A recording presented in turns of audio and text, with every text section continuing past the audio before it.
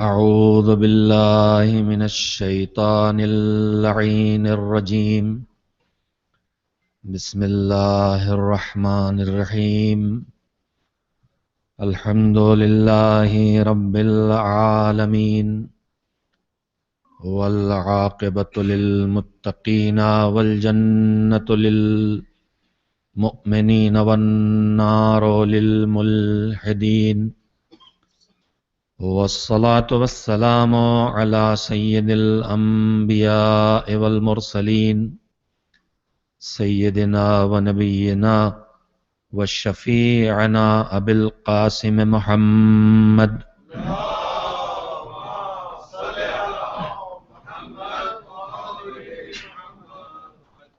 وآله الطيبين الطاهرين المعصومين المظلومين، واللعنة الدائمة الباقية على أعدائهم أجمعين من الآن إلى يوم الدين.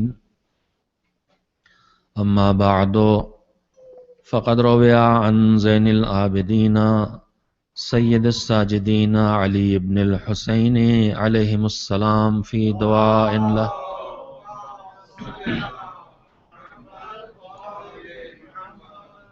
وعمرني ما كان عمري بذلة في طاعتك، فإذا كان عمري مرتعا للشيطان فاقبضني إليك قبل أن يسبق مقتك إلي أو يستحكم غضبك علي. صلوات بھیجیے محمد و آل محمد علیہ السلام پر.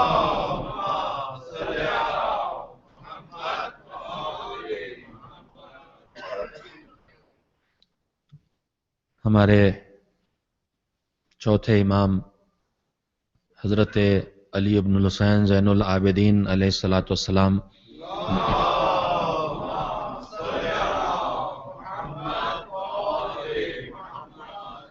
شہادت کی مناسبت سے مجالس کا جو سلسلہ جاری ہے، اس میں نے آپ حضرات کے سامنے مولا کے اس ارشاد کو جو دعائے مکارم الاخلاق جو صحیفہ کاملہ میں موجود ہے، اس کا ایک جملہ ہے جس میں ہمیں یہ دعا سکھائی ہے مولا نے، اور یہ زندگی کا سلیقہ سکھایا ہے اس دعا کے ذریعے کہ مالک سے ہمیشہ یہ مانگتے رہو اور کہتے رہو کہ پروردگارہ مجھے زندگی دے، زندگی دے، جب تک کہ زندگی تیری اطاعت کی راہ میں بسر ہو، تیرے ہدایات کی روشنی میں بسر ہو، تیرے احکام کی روشنی میں بسر ہو. مالک مجھ سے تیرے حکم کی مخالفت تو ہوگی، لیکن وہ اس حد تک نہ چلی جائے کہ میری زندگی شیطان کی چراگاہ بن جائے. اس لیے کہ اگر خدا نخواستہ میری زندگی شیطان کی چراگاہ بن گئی تو پھر یہ وہ منزل ہوگی کہ جس پر تیرا غضب میرے لیے پختہ ہو جائے گا اور تیری ناراضگی کا رخ میری طرف مڑ جائے گا، اور ایسی زندگی مجھے نہیں چاہیے. مجھے وہ زندگی چاہیے جس میں تیری اطاعت ہو، جس میں تیری فرما برداری ہو، اور جس میں تیرے ہدایات کے مطابق میں زندگی بسر کر سکوں. عزیزو، میں نے آپ حضرات کی خدمت میں پہلی شب میں بات عرض کی تھی کہ ہمارے سارے ائمہ ایک مقصد کے لیے تشریف لائے ہیں، اور وہ مقصد ہے دین کی حفاظت، دین کی بقا کا اہتمام اور انتظام کرنا، اور ساتھ ہی ساتھ پیغام دین کو پہنچاتے رہنا. اور حالات زمانہ بدلنے کے ساتھ ساتھ اس مقصد کو پورا کرنے کے لیے طریقے بدلے ہیں، انداز بدلے ہیں، لیکن مقصد ہمیشہ ایک رہا ہے. معصومین علیہ السلام نے ہر دور میں کچھ طریقے اپنائے ہیں جس کے ذریعے سے پیغام دین پہنچایا ہے، اور جس کے ذریعے سے دین کی حفاظت کا انتظام کیا ہے۔ حالات زمانہ کے تحت وہ طریقے بدلتے رہے ہیں۔ میں نے جملہ کہا تھا کہ جب سننے والے موجود تھے تو منبر پہ جا کے علی نے خطبہ دیا، اور جب سننے والے نہیں تھے تو زین العابدین نے مصلی بچھا کے دعائیں پڑھیں۔ پیغام اس کے ذریعے بھی پہنچا، پیغام اس کے ذریعے بھی پہنچا۔ آج میں بالخصوص معصوم کے تذکرے کے طفیل میں اپنے چوتھے امام کے ہدایات اور ان کے ارشادات میں سے ایک ایسی حدیث کو آپ کے سامنے رکھنا چاہتا ہوں جس میں امام نے ہمیں ہماری زندگی کے ایک اہم مسئلے کی طرف متوجہ کیا ہے۔ میرے عزیزو، یہ زندگی جو ہم آپ دنیا میں بسر کر رہے ہیں، اس زندگی میں راحتیں بھی ہیں اور مصیبتیں بھی ہیں، آسانیاں بھی ہیں اور دشواریاں بھی ہیں۔ ہم میں سے کسی کی زندگی ایسی ڈھونڈی نہیں مل سکتی ہے کہ جس میں دشواریاں نہ ہو، اور کوئی ایسی زندگی بھی ڈھونڈے نہیں مل سکتی ہے جو ساری نعمتوں سے خالی ہو۔ لیکن خاص کر کے مومن کی زندگی کے لیے معصومین علیہم السلام نے جو وضاحت فرمائی ہے وہ یہ وضاحت کی ہے کہ مومن کی زندگی کبھی مشکلوں سے خالی نہیں ہو سکتی۔ سید سجاد کی زندگی کے خصوصیات میں سے خصوصیت یہ ہے کہ آپ کی امامت کے آغاز سے لے کے دوران امامت کے سارے حالات کو دیکھیے تو دشوار ترین مرحلہ وہ ہے جب آپ کی امامت کا آغاز ہوا ہے کربلا میں۔ اس مصیبت سے امامت کا آغاز ہوا ہے، اس عظیم مصیبت سے، اس عظیم مصیبت کے وقت سے، اور پھر ساری زندگی مصائب اور مسائل کا سامنا رہا ہے۔ اور اس میں امام کی جو ایک خصوصیت دنیا کے سامنے آئی ہے، اسی کی بنیاد پر جہاں زین العابدین کا لقب مشہور ہے، ہر امام عبادت گزار ہے مگر یہ عبادت گزاروں کی زینت کہلائے، ہر امام سجدہ کرنے والا ہے مگر یہ سید الساجدین کہلائے، سجاد کہلائے، سجدہ کرنے والوں کے سردار اور سب سے زیادہ سجدہ کرنے والے۔ اسی طرح سے ہر امام کی زندگی میں صبر ہر جگہ دکھائی دے گا، لیکن القاب کی دنیا میں ہمارا یہ امام سید الصابرین کہلاتا ہے، صبر کرنے والوں کا سردار۔ زندگی کا ایک خصوصی پیغام ہے امام کی زندگی کا، مشکلات اور مصائب کا سامنا کرنا۔ میرے عزیزو، ہم آپ اگر غور کریں، انسانی نفسیات پہ نظر ڈالیں، تو جن حالات کا سید سجاد سامنا کرتے رہے ہیں، آغاز امامت سے لے کے شہادت کی منزلوں تک، اور بالخصوص وہ ابتدائی لمحات کربلا سے شام تک کے، ایسے حالات سے گزرنے والا آدمی ان نفسیات کا شکار ہو جاتا ہے کہ اس کے بعد گوشہ نشینی کی زندگی اختیار کر لیتا ہے۔ ہم میں چھوٹی چھوٹی مشکلات کا اگر شکار ہوتے ہم تو دو کمزوریاں ہمارے سامنے آتی ہیں، ہم چڑچڑانے لگتے ہیں، جھگڑالو ہو جاتے ہیں، ذرا ذرا سے بات پہ غصہ کرنے لگتے ہیں۔ جانتے نہیں ہو آج کل کن مشکلات کا سامنا ہے، بچہ بھی بیمار ہے، جاب کی بھی پرابلم ہے، چھوٹی چھوٹی زندگی کی مشکلیں آتی ہیں تو ہمارے اخلاق بدلنے لگتے ہیں، ہم بدخلقی پہ آ جاتے ہیں، چڑچڑاہٹ آ جاتی ہے، جنجلاہٹ آ جاتی ہے، اور اس کے بعد دوسری منزل یہ آتی ہے کہ آدمی سمٹ کے گھر کے اندر بیٹھ جاتا، کسی سے ملنا نہیں چاہتا، کسی سے بات نہیں کرنا چاہتا۔ مگر سید سجاد کی زندگی کا ایک اہم ترین نمایاں پہلو یہ ہے کہ جتنی مصیبتیں ان کی زندگی میں بڑھتی چلی گئی ہیں، اتنی ہی زندگی میں ان کے آپ دیکھیں گے کہ زندگی بھرپور طریقے پہ بسر کر رہے ہیں۔ ان کی زندگی میں گریے کا یہ مطلب نہیں ہے کہ انہوں نے زندگی میں بس گریہ کیا ہے، ان کی زندگی میں عبادتوں کا صرف یہ مطلب نہیں ہے کہ انہوں نے اس زندگی میں صرف نمازیں پڑھی ہیں اور سجدہ شکر کیے ہیں۔ اس شدت گریہ کے ساتھ، اس شدت عبادت کے ساتھ آپ تاریخ پڑھیں گے تو روایات بتائیں گی کہ شہادت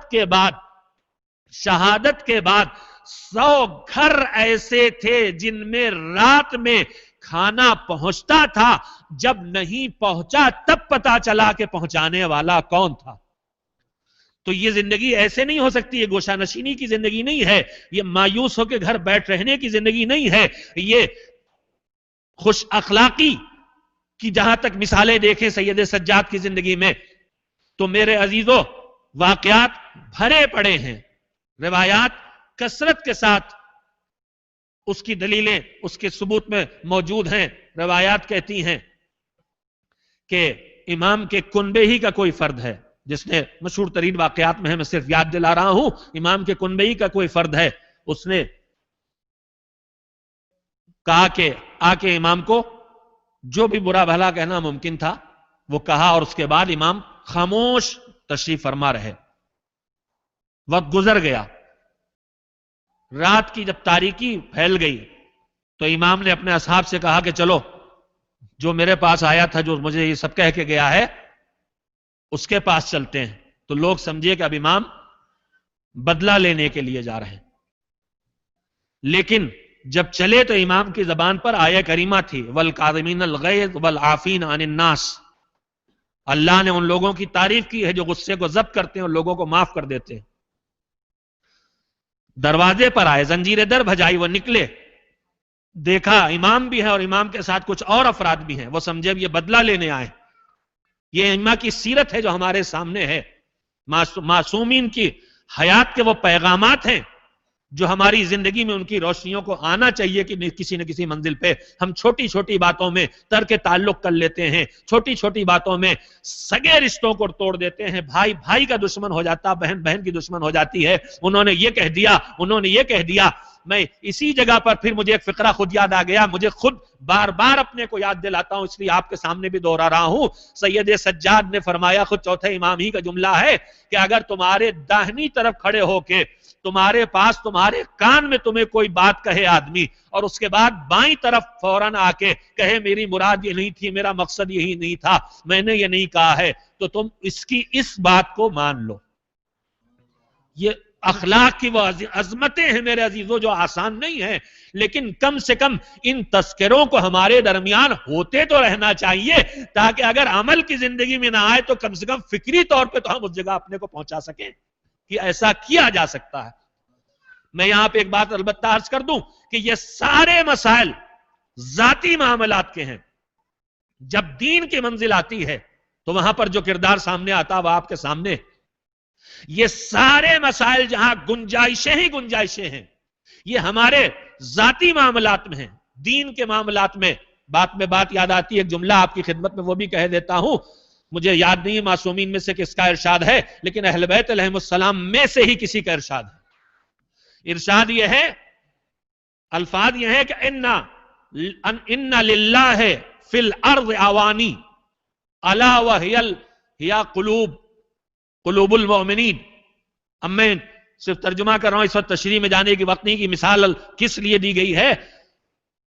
جیسے بیت اللہ، اللہ کا گھر، رہنے کو نہیں چاہیے اسے مگر اس کا ایک گھر ہے، تو وہ اس روایت کا ایک جملہ یہ ہے کہ اللہ کے کچھ برتن ہیں، ظرف ہیں، برتن رکھنے کے لیے ہوتا ہے کچھ۔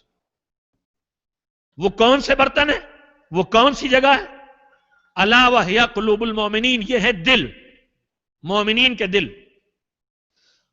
یہ دل، اب اس کے بعد ان احبہ، ان دلوں میں اللہ کو سب سے زیادہ پسندیدہ کون سے ہیں؟ فرمایا اسلبھا ارقھا واصفاھا، وہ پسند ہیں کہ جو سب سے سخت ہو۔ برتن ہے یہ دل، اور ان دلوں میں وہ دل پسند ہیں جو سب سے سخت ہو، سب سے نرم ہو۔ ایک ہی چیز سخت بھی ہو اور وہی چیز نرم بھی ہو، واصفاھا، اور سب سے صاف بھی ہو۔ تو پوچھا مولا سے، مولا یہ وضاحت کیجئے، سمجھ میں نہیں آیا کہ سب سے سخت بھی ہو، سب سے نرم بھی ہو اور سب سے صاف بھی ہو۔ فرمایا اللہ کو سب سے زیادہ وہ دل پسند ہے جو اپنے اندر یہ 3 صفتیں پیدا کر لے. کون کون صفتیں؟ کون کون صفتیں؟ فرمایا ارقھا للمؤمنین،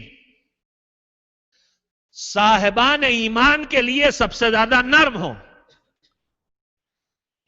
اور اسلبھا فی اللہ، لیکن یہ نرمی تب تک رہے جب تک بات اللہ کی نہ ہو. جب معاملہ اللہ کا آ جائے تو پھر سب سے سخت یہ ہو اس معاملے میں. ہمارا معاملہ کیا ہے؟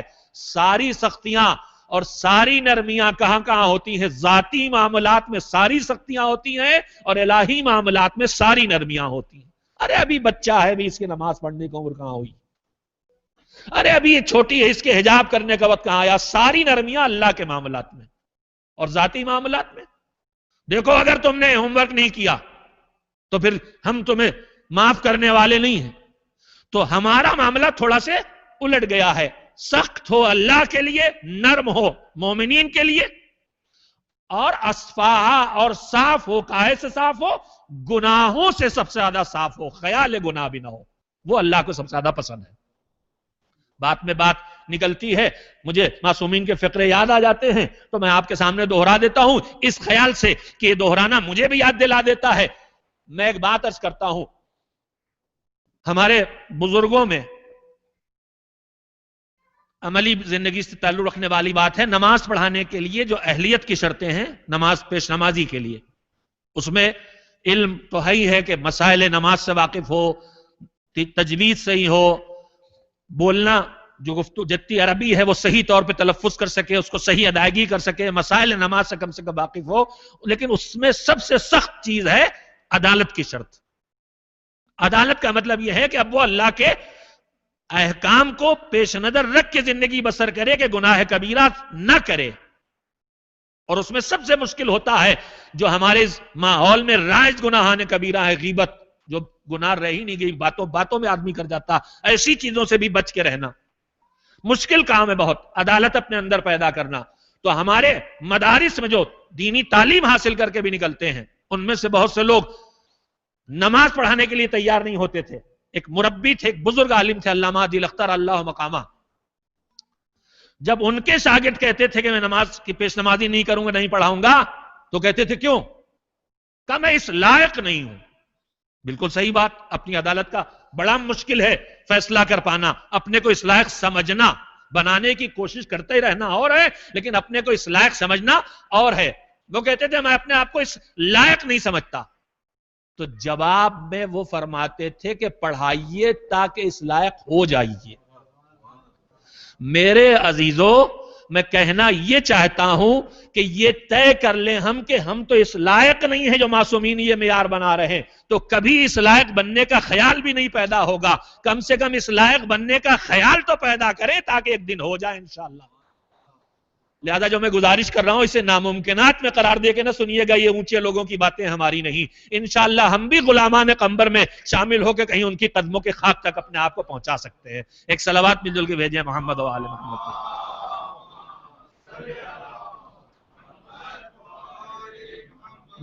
واقعہ میں نے شروع کیا تھا، بات تھوڑی سے پھیل گئی میرے عزیزوں. مگر پھر ایک کام کی بات، اور جہاں تک مجھے یاد آتا شاید یہ چوتھے امامی کا ارشاد ہے، نہ ہو تو فرق نہیں پڑتا، سب کی باتیں سب کلنا محمد ہیں.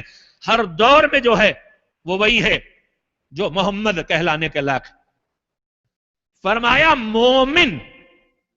مومن نہیں ہو سکتا جب تک کہ اپنے اندر ایک صفت اللہ کی نہ پیدا کر لے. میرے عزیزوں بہت اونچی باتیں ہیں بے شک، مگر یہ اونچی باتیں معصومین ہم سے کہتے کیوں؟ کہتے کیوں اگر ناممکن ہوتی؟ وہ کہتے کیوں؟ اور انہوں نے دکھائے ہیں ایسے جنہوں نے ان باتوں کو اپنا کے ویسا بنایا ہے جیسا وہ دیکھنا چاہتے ہیں. مومن نہیں ہو سکتا جب تک کہ اپنے اندر ایک صفت اللہ کی نہ پیدا کر لے، ایک صفت رسول اللہ کی نہ پیدا کر لے، اور ایک صفت ائمہ طاہرین اور اہل بیت کے اپنے اندر نہ پیدا کر لے. ظاہر ہے اللہ کی صفت پیدا کرنے کا یہ مطلب نہیں کہ جو اللہ میں ہے وہ مجھ میں آ جائے گی، جو رسول اللہ میں ہے وہ مجھ میں آ جائے گا، لیکن اس کا کوئی ذرہ ہمارے اندر ہونا چاہیے. कौन सी सिफत अल्लाह की? फरमाया अल्लाह के कमालात में से एक है, हम अस्मा जो पढ़ते हैं 99 नाम हम जो अस्मा हुस्ना के नाम से पढ़ते हैं, उसमें एक लफ्ज है सत्तार, पर्दे डालने वाला, बहुत पर्दे डालने वाला। कहा मोमिन उस वक्त तक नहीं हो सकता जब तक अपने अंदर अल्लाह की एक सिफत ये ना पैदा कर ले। कौन सी सिफत है? पर्दे डालने की आदत, पर्दे डालने की आदत। मासूम ही के इरशाद, हमें इरशादात पे इरशादात आपको सुना रहा हूं, कुछ तो याद रह जाएंगे। फरमाया अल मजलिसो बिल अमाना, जब मिल के बैठोगे तो बातें करोगे, जब बातें करोगे तो इधर की कुछ उधर तुम्हारे पास जाएगी, उधर की इधर कुछ तुम्हारे पास आएगी। लेकिन अमानतदारी खाली ये नहीं है कि 1000 नोट तुम्हारी जेब में आ गए तो तुमने जाके वापस कर दिया। अमानतदारी ये भी है कि जिस नशिस्त से उठो वहां जो तुम्हारे पास आया है वो अमानत है, उस अमानत में खयानत न करना, उसे फैलाते न फिरना। आजकल हमारे जिंदगी के मसाइल क्या हो रहे हैं? निकलने के बाद पहला काम होता है SMS, ईमेल। बड़ी मुश्किल यह है कि जब मुआशरे के बारे में कोई गुफ्तगू की जाए तो कहीं ना कहीं नशेब तो है ही भाई, हम सब की जिंदगियों में हम सब खताकार गुनहगार हैं, कहीं ना कहीं जाएगा तो बात में बात फैलती। सत्र सत्तारियत मोमिन की सिफत में अल्लाह की एक सिफत पैदा करे कि अपने गुनाहों को तो छुपाए ही, दूसरों की ऐप पे पर्दा डाले। और यह भी जुमला है कि जो दूसरों के उयूब को दुनिया तक पहुंचाता है, अल्लाह फिर उसको ऐसा जलील करता है कि उसे घर के अंदर जाके उसे रुसवा कर देता है, अगर वो मुस्तकिल ऐसी रविश अपना लेता है। यह मासूम का मोमिन की पहली सिफत सत्तारियत, छुपाए। दूसरी सिफत वो क्या है? रसूलुल्लाह की सिफत अपने अंदर पैदा करे। वो सिफत क्या है? फरमाया रसूलुल्लाह की सिफत यह पैदा करे अल मुदारात, सारे इंसानों के साथ खुश अखलाकी से मिले तब मोमिन मोमिन बनेगा। बद कलामी, बद जमानी, बद अखलाकी, गुरूर, तकब्बुर, ये करके मोमिन मोमिन नहीं हो सकता। जल्दी जल्दी सुन ले, मैंने बात में बात फैलती चली गई, असल गुफ्तगू अभी शुरू भी नहीं कर सका, लेकिन वक्त पे खत्म हो जाएगी, उसकी फिक्र न करे। एक सलवात भेज दे मोहम्मद वाले मोहम्मद पर।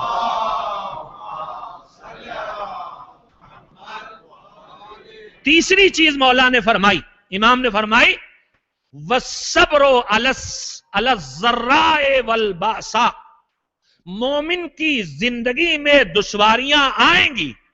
इन दुश्वारियों में उसकी रविश कभी यह होगी कि फरियादी बन जाए, अल्लाह से शिकवे शिकायत करने लगे, और कभी यह होगी कि अल्लाह के फैसले पे अपने को राजी कर ले।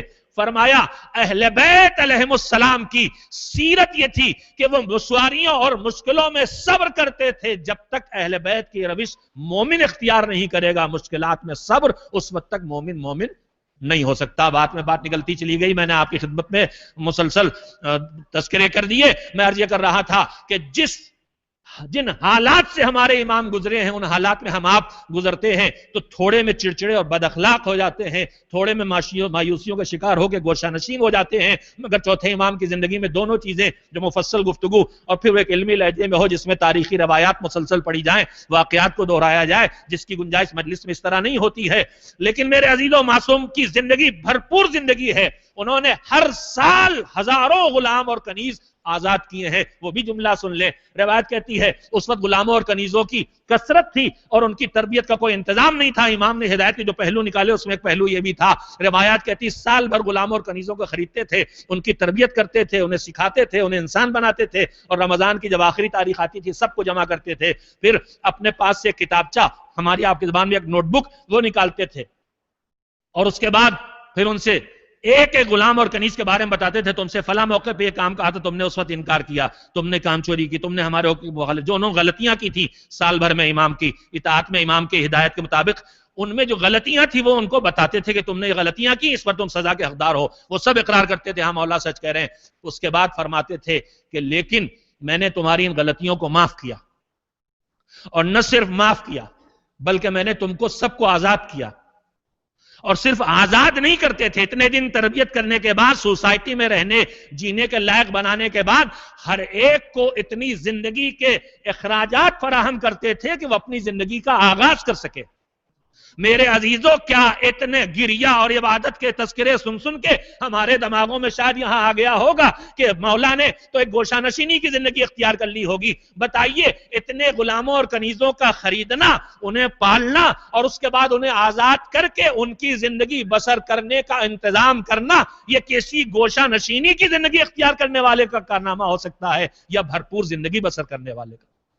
دشواریوں اور مشکلات میں سمٹ کے بیٹھ جانے کی رانی دکھائی، اس کے بعد جو توجہ کے اخلاق خصوصیت سے فقرہ ہے وہ یہ فقرہ ہوتا تھا، وہ بھی تربیت کا ایک حصہ ہمارے اور آپ کے لیے۔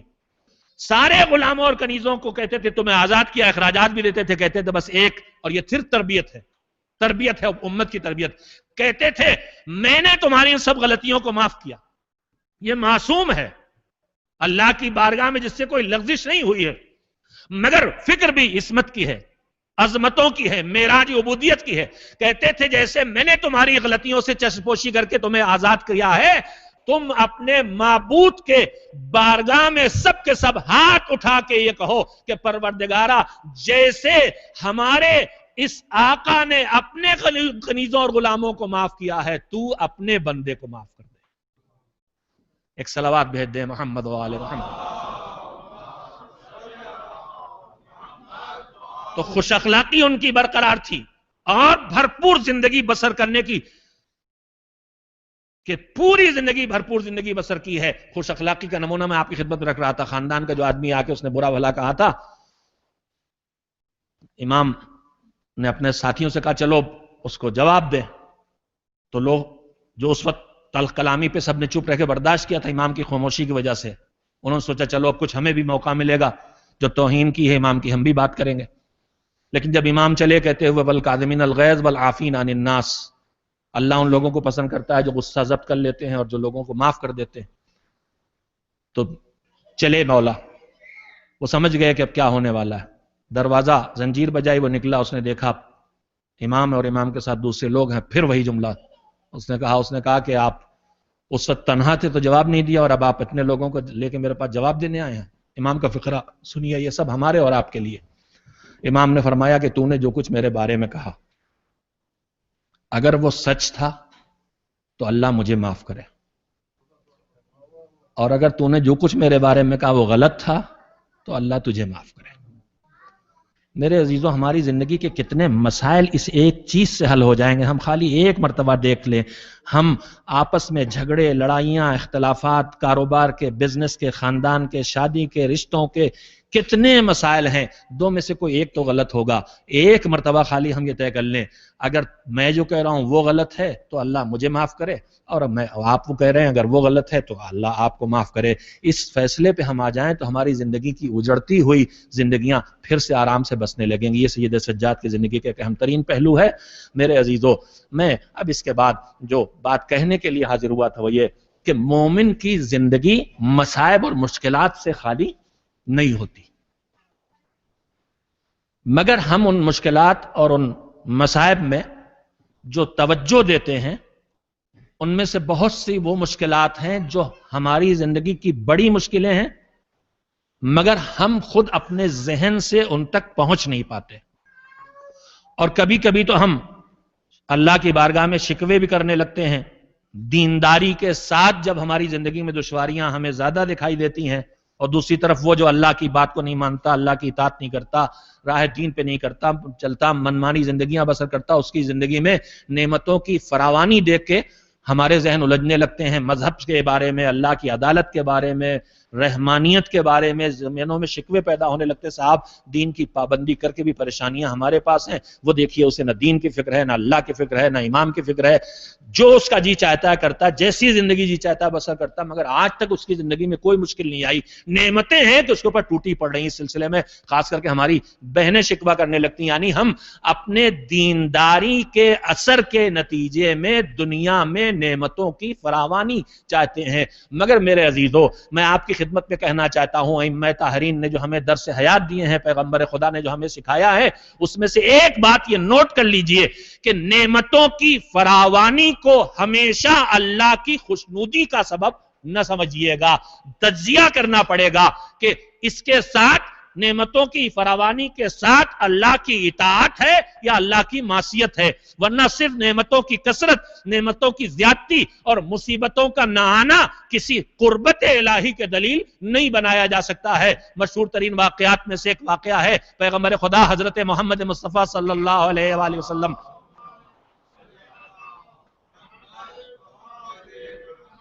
ایک اس سے بہتر صلوات بھیج دیئے محمد و آل محمد۔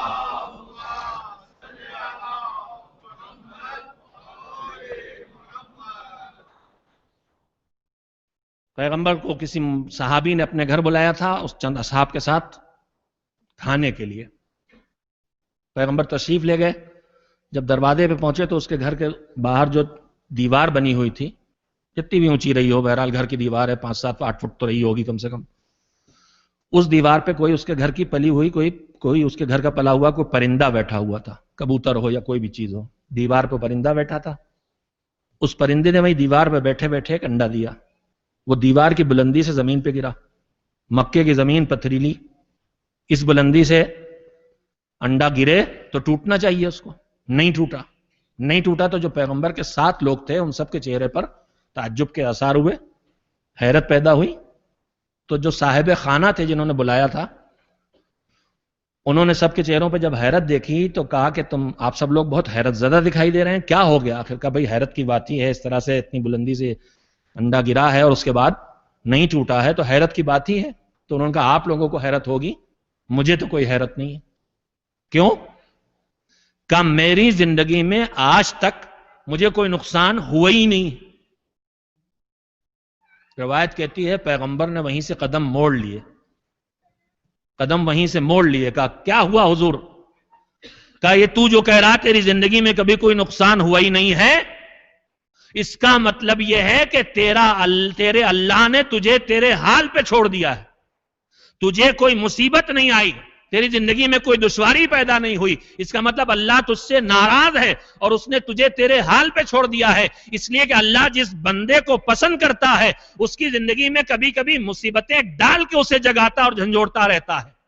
تجھے سونے کے لیے چھوڑ دیا ہے، اس کا مطلب تجھے تیرے حال پہ چھوڑ دیا، مہلت دے دی ہے، تو میں تیرے گھر میں نہیں آؤں گا، اللہ تجھ سے راضی نہیں ہے۔ میرے عزیزو، میں کہنا یہ چاہتا ہوں کہ کہیں نعمتوں کی کثرت دیکھ کے آدمی یہ نہ سوچ لے کہ دین میں رکھا کیا ہے، دین کے ساتھ مشکلات زیادہ ہیں اور دین کو چھوڑ کے اتنی نعمتیں انسان کے پاس ہیں۔ مالک بندے کو جگانے کے لیے، روایت یہاں تک کہتی ہے کہ ایک نبض کی دھڑکن، جو دل کی دھڑکن ہے، یہ بھی نہیں بڑھتی ہے مگر اللہ اس کے ذریعے بندے مومن کو جگاتا ہے، چونکاتا ہے۔ اگر کہیں راہ چلتے دروازے سے ہمارا پیشانی لڑ جائے، ٹھوکر لگ جائے چوکھٹ سے، تو ہمیں سوچنا چاہیے کہ کہیں سرے غرور کو تو اللہ نہیں جھکا رہا ہے۔ چوٹ لگ جائے تو ہمیں خیال کرنا چاہیے کسی کا دل تو ہم نے نہیں توڑا تھا۔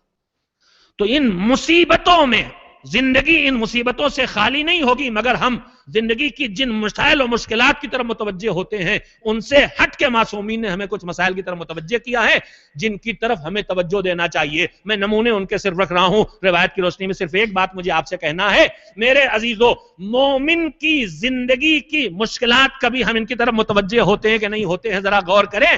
اللہ نے ہماری زندگی میں ہمارے کاموں کے اچھے نتائج رکھنے کے لیے وعدہ کیا ہے۔ ان الصلاۃ تنہی عن الفحشاء والمنکر، نماز برائی سے روکتی ہے۔ مومن کی زندگی کی ایک مشکل یہ ہے کہ نماز پڑھے اور برائی سے پھر بھی نہ رک پائے۔ کیا ہم اس کی طرف متوجہ ہوتے ہیں؟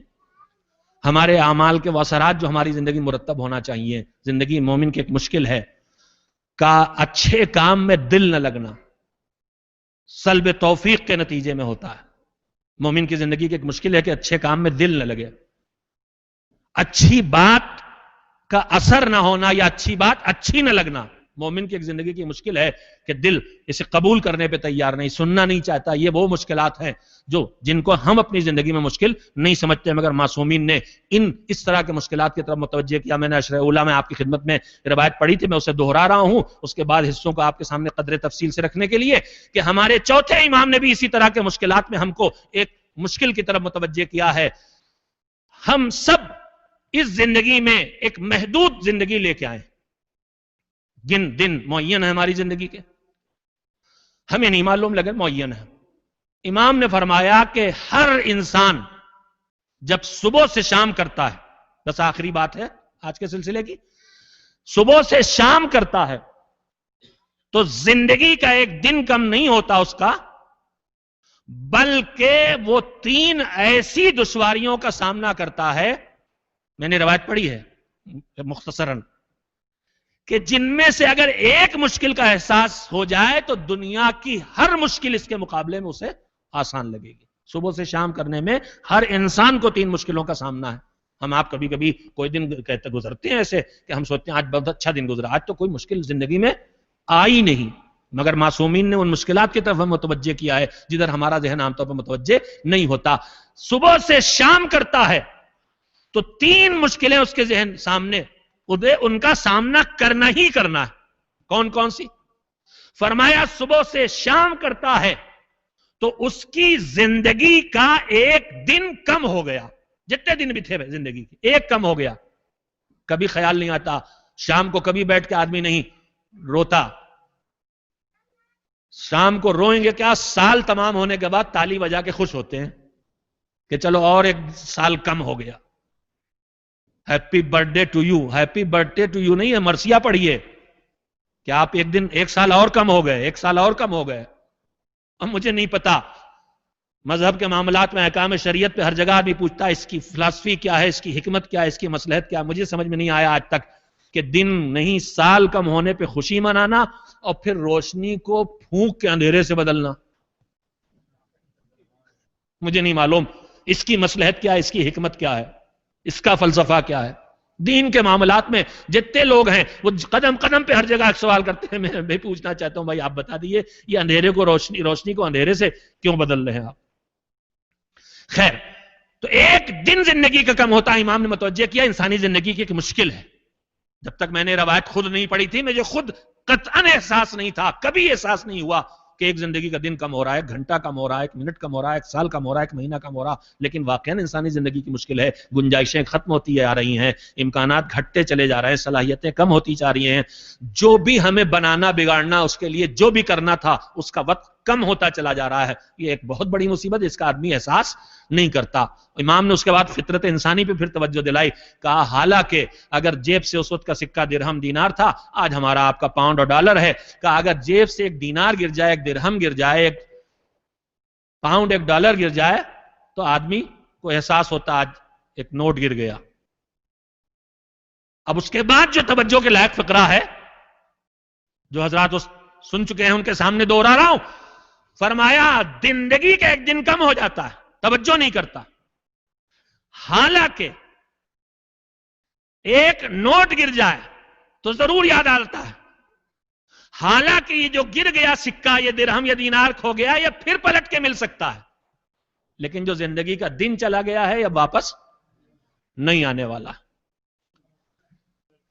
انسانی زندگی کی ایک مصیبت یہ، دوسری مصیبت، اچھا یہاں پر ایک چیز اور چھوٹی سے کہہ دوں، کام تو سبھی کے آئے گی، جوان ان کے زیادہ کام آئے گی، بزرگوں کے بھی کام آئے گی۔ میرے عزیزوں، یہ جو گر گئے جیب سے، یہ جو پلٹ کے بہت یاد آتے ہیں، یہ بھی انسانی فطرت کا ایک حصہ ہے، اور جتنی عمر بڑھتی ہے یہ بیماری بڑھتی ہے۔ عباسی دور کے بادشاہوں میں سے کسی دور کا واقعہ ہے کہ خلیفہ صاحب کو شوق ہوا کہ پیغمبر کی کوئی حدیث سننا ہے مجھے، اس سے سننا ہے جس نے پیغمبر سے براہ راست سنا ہو۔ بادشاہ صاحب کو حکم ہو گیا، پورے ملک میں ڈھونڈا گیا، آخر ایک بڑے میاں ڈھونڈے ڈانڈے مل گئے، لائے گئے، ان کے پوتے پر پوتے جو تھے ان کو لے کے آئے، لیکن کیسے لے کے آئے؟ اس لائق نہیں ہے کہ چلیں، اس لائق نہیں ہے کہ گود میں لیے جائیں، تو جو پھل ول رکھنے کے لیے جیسے جھابی کنڈیا نہیں ہوتی، اس میں ہمارے علاقوں میں گھاس پھوس بچھا کے اس میں ان کو رکھا گیا، اور سر پہ ان کو لے کے آئے، چڑیوں جیسی چوچو چوچو آواز نکل رہی ہے، پوتے صاحب سر پہ اٹھائے ہوئے ہیں، کہ عمر تھی نہیں معلوم مجھے، لیکن انتہائی بڑھاپا اور ضعیفی، اگلے ایک سیکنڈ زندہ رہیں گے کہ نہیں معلوم۔ لائے گئے بادشاہ کے سامنے، کہا کہ تم نے پیغمبر سے کچھ سنا؟ کہاں سنا، کہا کچھ یاد ہے؟ کہاں ایک بات یاد رہ گئی تھی، کام کی بات یاد۔ کیا کہا پیغمبر نے فرمایا کلما یشیب امرؤن یشب حرصہ، بڑھاپا آتا ہے تو زوال آتا ہے، ہر قوت کمزور ہوتی ہے مگر کچھ چیزیں طاقتور ہوتی ہیں، جوان ہوتی ہیں. کہا کلما یشوب امرؤن، میں یہ پڑھ اس لیے رہا ہوں کہ میرے اوپر بھی فٹ ہو رہا ہے لہذا مجھے پڑھنے میں کوئی پریشانی نہیں.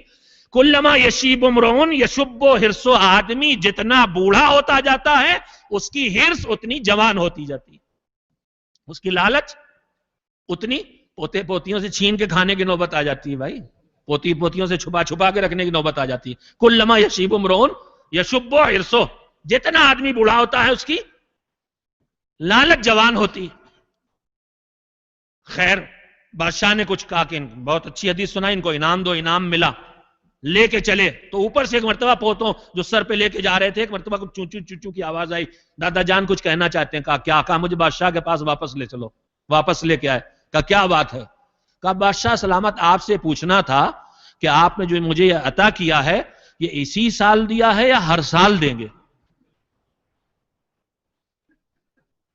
تو حق اقرار کراتا ہے. اس نے بھی کہا کہ صدقہ رسول اللہ، اللہ کے رسول نے سچ کہا تھا، آدمی جتنا بوڑھا ہوتا ہے اتنی لالچ.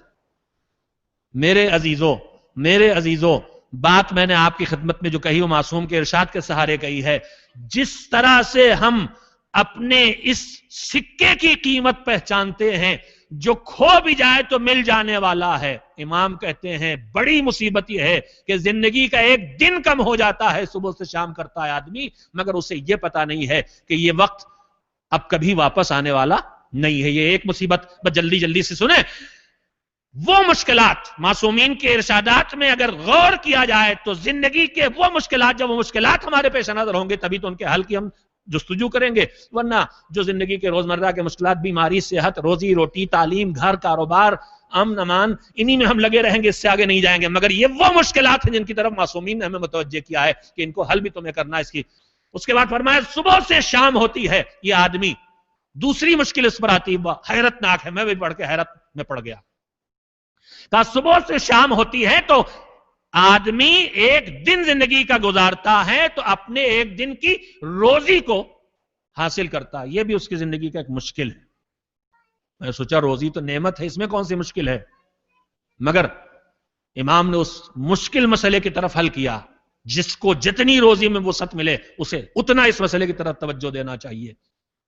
فرمایا کیا مشکل ہے؟ فرمایا روزی ملے تو دو ہی راستے ہیں، یا حلال سے لائے گا یا حرام سے لائے گا. فرمایا مشکل یہ ہے فی حلالہا حساب و فی حرامہا عقاب. حلال سے لائے گا تو کل اللہ کی بارگاہ میں حساب دینا ہے، یہ خیال رکھے. یہ نہیں کہ جہاں چاہے خرچ کر دے. روایات کہتی قبر میں جو سوالات کیے جائیں گے اس میں روزی کے بارے میں دونوں چیزیں پوچھی جائیں گی، کہاں سے لائے اور کہاں خرچ کیا. دونوں باتیں. فی حلالہا حساب، اس کے حلال میں حساب ہوگا اور اس کے حرام میں عقاب ہوگا. رسول اکرم حضرت محمد مصطفیٰ صلی اللہ علیہ وآلہ وسلم سے منسوب ہے کہ ایک مرتبہ جناب سلمان فارسی اور جناب ابوذر کو پیغمبر نے 2 درہم دیے اور اس کے بعد ان سے کہا تمہارے ہیں، جیسے چاہو خرچ کرو. جناب ابوذر صاحب عیال تھے، انہوں نے اپنے بچوں کے لیے کھانے پینے کا انتظام کیا، آٹا، چاول، دال، سبزی، گوشت جو خریدا ہو، ظاہر ہے جو خریدا جائز اور حلال خریدا. جناب سلمان عمر کی اس آخری منزلوں میں تھے، صاحب عیال نہیں تھے، ان کے ذمہ کچھ نہیں تھا. پیغمبر سے پایا، راہ خدا میں خرچ کر دیا. اب اس کے بعد جب دوسری بار ملاقات ہوئی تو پیغمبر نے کہا کہ دونوں کو 2 درہم دیے تھے، اس کا حساب دے دو. تو دونوں کا حساب لے لیجئے، کیا مسئلہ ہے؟ کہا نہیں ایسے نہیں. روایت کہتی حکم دیا کہ لوہے کا ایک ٹکڑا لایا جائے، اسے آگ پہ رکھا جائے. جب وہ آگ خوب اچھی طرح گرم ہو گئی اور تب ٹکڑا لوہے کا تپنے لگا، گرم ہو گیا، تو پیغمبر نے فرمایا اس پہ کھڑے ہو کو حساب دو. تو جناب سلمان نے اس پہ قدم رکھا اور کہا انفقت فی سبیل اللہ، اللہ کی راہ میں خرچ کر دیا، حساب ختم. ایک جملہ کہا انفقت فی سبیل اللہ، اللہ کی راہ میں خرچ کیا، حساب ختم ہو گیا. اب جناب ابوذر نے ظاہر ہے کہ کہیں ناجائز خرچ نہیں کیا ہے، جائز خرچ کیا ہے مگر لمبا حساب ہے. تو پیغمبر مڑے کا بس ضرورت نہیں حساب دینے کی، مجھے معلوم ہے، لیکن میں صرف تمہیں متوجہ کرنا چاہتا تھا کہ کل جب میدان قیامت میں اللہ کی بارگاہ میں حاضری ہوگی اور نعمت ہائے الہی کا حساب دینا ہوگا، روزی روٹی، جان، آبرو، عزت، علم، بدن کی طاقت، معاشرے میں وقار، یہ جوانی، یہ جو ساری نعمتیں ہیں ان کا جو تمہیں حساب دینا ہوگا، تو وہاں جس ماحول میں حساب دینا ہوگا وہاں کی زمین یہاں سے زیادہ گرم ہوگی، وہاں کا سورج یہاں سے زیادہ تپ رہا ہوگا، لہذا اس کا خیال رکھ کے زندگی بسر کرو۔ یہ دوسرا پہلو امام نے فرمایا مشکل۔ اس کے بعد امام نے فرمایا تیسری مشکل، بس روایت مکمل کر لوں، زندگی صبح سے شام ہوتی ہے، آدمی ایک دن کم کرتا ہے اس کا احساس نہیں، دوسرا روزی لیتا ہے جس کے حلال میں حساب اور حرام میں عقاب ہے، تیسرا پیغمبر نے فرمایا تیسری مشکل ان دو سے بھی بڑی مشکل ہے، وہ کیا ہے؟ فرمایا تیسری مشکل جب صبح سے شام انسان کرتا ہے تو تیسری مشکل یہ ہے کہ روز وہ چل رہا ہے، زندگی بسر کر رہا ہے، یعنی روز آگے بڑھ رہا ہے، آگے بڑھ رہا ہے تو کدھر بڑھ رہا ہے؟ آخرت کی طرف بڑھ رہا، آخرت کی طرف بڑھ رہا، یہ تو پکا ہے، دنیا کی طرف نہیں آ رہا ہوں میں، میری زندگی کا ایک ایک دن کم ہو رہا ہے تو میں آخرت کی طرف، موت کی طرف، حساب کی طرف، قبر کی طرف، برزخ کی طرف، قیامت کی طرف جا رہا ہوں، آخرت کی طرف بڑھ رہا ہوں۔ اللہ ہم سب میں یہ احساس بیدار کرے۔ میرے عزیزوں پر امام فرماتے ہیں کہ روز ایک دن کم ہوتا ہے تو آخرت کی طرف بڑھتا ہے اور ایک قدم آخرت سے نزدیک ہوتا ہے، مگر اس میں مشکل یہ ہے کہ آخرت کے دو حصے ہیں، ایک ہے جنت اور ایک ہے جہنم، اسے یہ پتا نہیں ہے کہ یہ جنت سے نزدیک ہو رہا ہے کہ جہنم سے نزدیک ہو رہا۔ اگر خالی ایک یہ احساس بیدار ہو جائے انسان میں کہ میں روز زندگی کا ایک دن جو کم کر رہا ہوں وہ جنت سے نزدیک ہو رہا ہوں کہ جہنم سے نزدیک ہو رہا ہوں، یہ مشکل انسانی زندگی کی وہ مشکل ہے جس کے مقابلے میں پھر ہر مشکل امام کے ارشاد کے مطابق آسان لگے گی۔ میں نے عزیزو آپ کی بہت سما خراشی کی، بہت وقت لیا، مگر میرا جی چاہا کہ اس امام کے تذکرے کے طفیل میں ایسی باتیں آپ کے سامنے رکھ سکوں جن کے دہرانے سے میرے اندر بھی کچھ حیا، کچھ غیرت پیدا ہو جائے، اور میں بھی ان احکام الہی پر، معصومین کی ان ہدایات پہ عمل کرنے کا میرے اندر جذبہ پیدا ہو جائے، اور آپ بھی سنیں تو کچھ استفادہ کر سکیں، اس پر سجدہ سے اٹھیں، تو انشاءاللہ ذہنوں میں کوئی ایسی بات کم سے کم لے کے جائیں جو زندگی کے کسی رخ میں کہیں ہم کو معصومین کی راہ میں بڑھتے ہوئے قدم بڑھانے کے لیے قدم بڑھانے کی طاقت دے دے اور اللہ سے قربت کی منزل دے دے۔ جس ہدف کے لیے ان سارے عزیزوں نے ہمارے جن پر ہماری جانیں قربان ہم زبان سے کہتے ہیں، اللہ ہمیں واقعی وہ حوصلہ دے، ہمیں واقعی وہ ہمت دے، جس وقت ضرورت ہو ہم اپنی جانیں ان پہ قربان کر سکیں، اپنے مال کو ان پہ قربان کر سکیں، اپنی اولاد کو ان پہ قربان کر سکیں، مگر ان کے پاس جو کچھ تھا انہوں نے سب دے کے اس دین کو بچایا تھا۔ سید سجاد کا تذکرہ کل بھی کیا میں نے، شہادت کی تاریخ آج گزری ہے، حسین کا وہ بیٹا، اس گھر میں یہ بنی ہاشم ہے، ان کے لیے گلا کٹانا کوئی مشکل کام نہیں تھا، ان کے لیے تلوار ہاتھ میں لے کے لڑنا اور لڑ کے مر جانا کوئی مشکل کام نہیں تھا، ان کے لیے مشکل کام تھا کہ خیمے جلیں اور یہ وہ منظر دیکھیں، باپ کا لاشا پامال ہو اور انہیں صبر کی منزلوں سے گزرنا پڑے، پھپھیوں اور بہنوں کو بازوؤں میں رسن باندھی جائے اور ان کو رسن بستہ رہنا پڑے، انہیں صبر کا مظاہرہ کرنا پڑے۔ تاریخ سید سجاد گواہ ہے، کوئی ایسا موقع نہیں آتا ہے جس میں امام نے اپنے بابا کو اور مظلومین کربلا کو یاد نہ کیا ہو، مگر خاص کر کے کل بھی میں نے یاد دلایا تھا، سب سے زیادہ جو بے چین کرتی تھی جو بات سید سجاد کو، وہ بابا کی پیاس تھی۔ اور کیوں بے چین نہ کرتی؟ کیوں بے چین نہ کرتی؟ جب رخصت آخر کے لیے حسین اپنے بیمار بیٹے کے خیمے میں پہنچے تھے، زینب نے گود میں سر اٹھا کے رکھا بھتیجے کا، اور اس کے بعد آواز دی تھی، بیٹا آنکھیں کھولو، تمہارے بابا تم سے ملنے آئے ہیں۔ نگاہ پڑی، سراپا خون میں ڈوبا ہوا دیکھ کے بے چین ہو کے تڑپ کے سوال کیے تھے، بابا یہ کیا عالم ہے؟ میرا شیر جیسا چچا عباس کہاں ہے؟ میرا بھیا اکبر کہاں ہے؟ حسین نے آخر میں ایک جواب دیا تھا، بیٹا بس تم رہ گئے ہو یا میں رہ گیا ہوں۔ بے چینی اس منزل پہ پہنچی، بیماری کے عالم میں کوہنیاں ٹیک کے اٹھنا چاہا ہے، پھوپھی اماں بازو کا سہارا دیجئے، عصا دیجئے، ہاتھ میں تلوار دیجئے، لڑنے جاؤں گا باپ کے لیے۔ حسین نے روک دیا تھا، مگر جاتے جاتے ایک پیغام حسین دے کے کہہ کے گئے تھے، بیٹا جب قید سے چھٹ کے واپس جانا تو ہمارے شیعوں سے ہمارا سلام کہنا، اور کہنا کہ جب بھی ٹھنڈا پانی پئیں تو اپنے باپ کو یاد کر لیں۔ ہم سن کے جب اتنا بے چین ہوتے ہیں تو سید سجاد نے تو وہ منظر اپنی آنکھوں سے دیکھا ہے۔ روایت کہتی ہے سید سجاد سے حسین نے اپنی تشنگی کی جو کیفیت بیان کی ہے اسے ذرا سے محسوس کریں۔ آپ نے کبھی دیکھا ہوگا، مجھے نہیں معلوم آپ کس علاقے میں منظر ہے کہ نہیں ہے، لیکن جن علاقوں میں ہم پیدا ہوئے ہیں، ہمارے علاقوں میں بارش ہوتی ہے تو زمینوں میں جگہ جگہ پانی جمع ہو جاتا ہے، پھر جب تیز دھوپ نکلتی ہے تو پانی سوکھنا شروع کرتا ہے، پانی خشک ہوتا ہے، پانی خشک ہونے کے بعد زمین میں جب پانی ختم ہو جاتا ہے اور دھوپ باقی رہتی ہے تو زمین کے اندر کا پانی جب خشک ہونا شروع ہوتا ہے، اور اس کے بعد وہ وقت بھی آتا ہے جب زمین کے اندر کا پانی بھی بالکل سوکھ جاتا ہے، اور اس کے بعد زمین جگہ جگہ سے دھوپ کی شدت اور گرمی کے باعث اور خشکی کے باعث جگہ جگہ سے پھٹ جاتی ہے۔ سید سجاد اپنے بابا کو کیسے یاد نہ کرتے، پانی آتا تو کیسے گریہ نہ کرتے۔ حسین نے سید سجاد سے رخصت آخر ایک جملہ یہ بھی کہا تھا، بیٹا بیٹا شدت عطش سے تمہارے بابا کا کلیجہ پھٹ کے ٹکڑے ٹکڑے ہو گیا۔ ایک طرف یہ مصیبت تھی اور دوسری طرف بحیثیت امام جو فیصلے لینا پڑے ہیں۔ خیمے لٹ گئے، سروں سے چادریں چھن گئیں، بیویاں جمع ہو گئیں خیمے میں۔ بازو ہلا کے آواز دی، بیٹا اب وقت کے امام تم ہو، ہمارے سروں سے چادریں چھن چکی ہیں، آخری خیمے باقی ہے، اس میں بھی آگ لگنے والی ہے، بتاؤ ہمیں کیا کرنا ہے؟ ننگے سر جلتے خیموں سے نکلنا ہے یا انہی جلتے خیموں میں ننگے سر نہ نکلیں، زندہ جل کے مر جائیں؟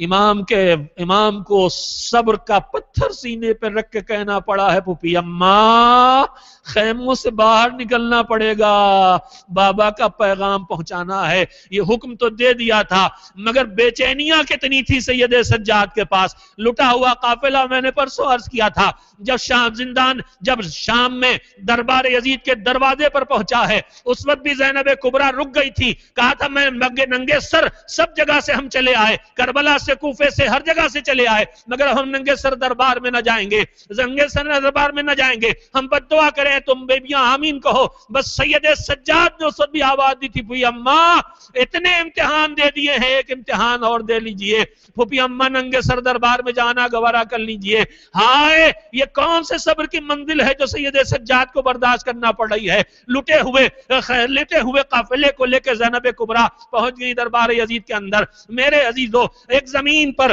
بیبیوں کو لے کے زینب کبریٰ بیٹھی ہیں، بیبیوں نے اپنے حلقے میں زینب کو لے رکھا ہے، بے ردا بیبیاں زینب کو اپنے حلقے میں سمیٹے ہوئے بیٹھی ہیں، سامنے تخت پہ یزید بیٹھا ہے، تخت کے نیچے حسین کا کٹا ہوا سر رکھا ہوا ہے، بس چند فقرے اس مظلوم کے لیے جس نے 2 مصیبتوں کا ہمیشہ مدینے میں تذکرہ کیا ہے اور روتے روتے اس دنیا سے رخصت ہوئے ہیں۔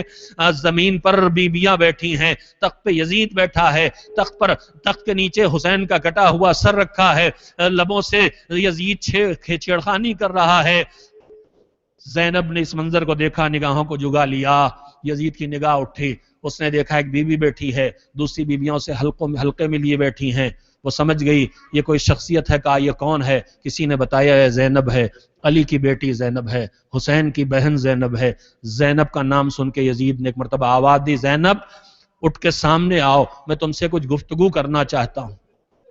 ہائے اب زینب کیا کرے؟ بددعا کے لیے ہاتھ اٹھائے تھے تو امام وقت نے روک دیا تھا، اب زینب کیا کرے؟ سر جھکائے زینب بیٹھی ہے کہ کنیزوں میں سے ایک کنیز اٹھ کے کھڑی ہوئی، سامنے آ گئی بی بی کے، کہا یزید تیری یہ مجال کہ تو شہزادی سے دو بدو ہو کے گفتگو کرے، میں زندہ ہوں تب تک یہ نہ ہونے دوں گا، نہ ہونے دوں گی۔ حبشہ کے رہنے والی کنیز کی آواز اٹھی، یزید نے ایک مرتبہ کسی ظالم کو حکم دیا تادیانہ لے کے اس کنیز کو ہٹا، مگر جیسے ہی ظالم تادیانہ لے کے آگے بڑھا، کنیز کی نگاہ اٹھی، اس نے دیکھا یزید کے پیچھے کچھ اس کے ہم وطن حبشہ کے رہنے والے سیاہ پوش غلام ننگی تلواریں لیے یزید کی حفاظت کے لیے کھڑے ہیں۔ ایک مرتبہ اس نے وہیں سے آواز دی، ارے میرے حبشہ کے غیرت دار بھائیوں، تمہاری غیرت کو کیا ہو گیا؟ تمہاری بہن کو تماچے مارے جائیں، تادیانے لگا جائیں اور تم تماشا دیکھو، نہ جانے کنیز خدا کی لہجے میں کون سی بات تھی۔ ایک مرتبہ غلام آگے بڑھے، ایک مرتبہ تلوار کھینچ کے آواز دی، یزید روک دے، اگر ہماری بہن کو تادیانے لگ گئے تو خون کے دریا بہ جائیں گے. بگڑے حالات نے مجبور کیا. یزید نے اشارہ کیا, ظالم رک گیا. ہائے میری شہزادی کے دل پہ کیا گزری, شاید کربلا کا رک کر کے آواز دی ہو, ارے میرے بھیا, شیر جیسے بھیا عباس, ارے ایک کنیز کے بچانے والے اتنے, اور تیری بہن کو چادر دینے والا کوئی نہیں. یہی تو وہ سارے مناظر تھے جن کا بوجھ دل پہ لے کے بیمار کربلا سے مدینے پہنچا تھا. جب کبھی پوچھا جاتا تھا سب سے بڑی مصیبت کہاں پڑی, تو تڑپ کے آواز دیتے تھے, شام شام شام. ہاں اٹھو عزادارو, اس مظلوم امام کا ماتم کرو جس نے ساری زندگی پانی دیکھا تو بابا پر رویا, کھانا دیکھا تو بابا کا ماتم کیا. یا حسین, یا حسین.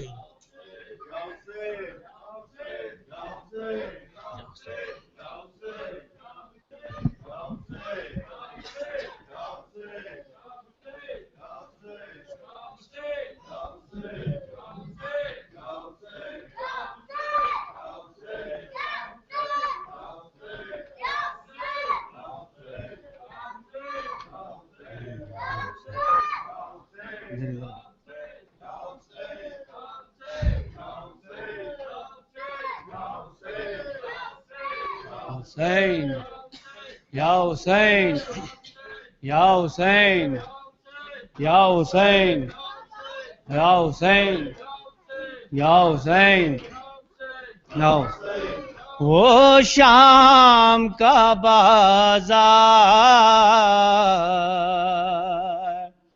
عابد بیمار, شام کا بازار عابد بیمار, شام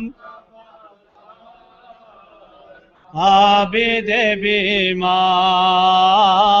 شام کا بازار عابد بیمار. وہ پاؤں میں بیڑے توق گراں بار, شام کا بازار عابد بیمار.